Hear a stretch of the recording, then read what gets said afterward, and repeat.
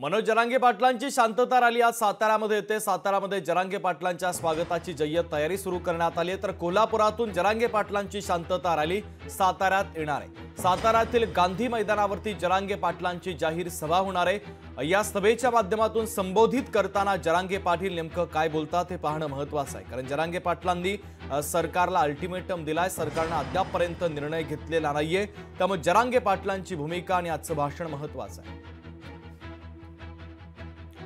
दरम्यान याचा आढावा घेतला आमचे प्रतिनिधी इम्तियाज मुजावर यांनी। पाहूया।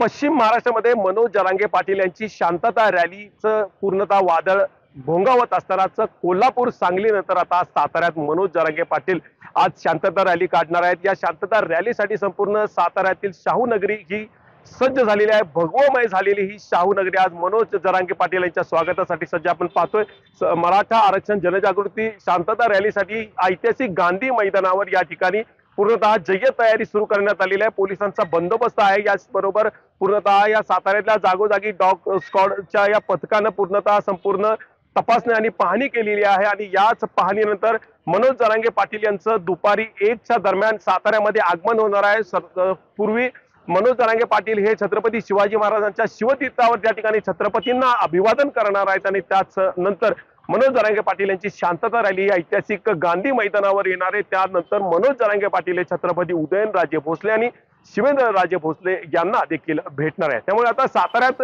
संपूर्ण जिल्ह्यातून मराठा बांधव या ठिकाणी दाखल होत आहेत। संपूर्ण सातारा हा भगवामय झाला असल्याचं चित्र या ठिकाणी पाहता येत आहे। कॅमेरामन जुबैर शाह, इम्तियाज मुजावर, लोकशाही मराठी, सातारा। लोकशाही मराठी ऐका, पहा, जागरूक रहा।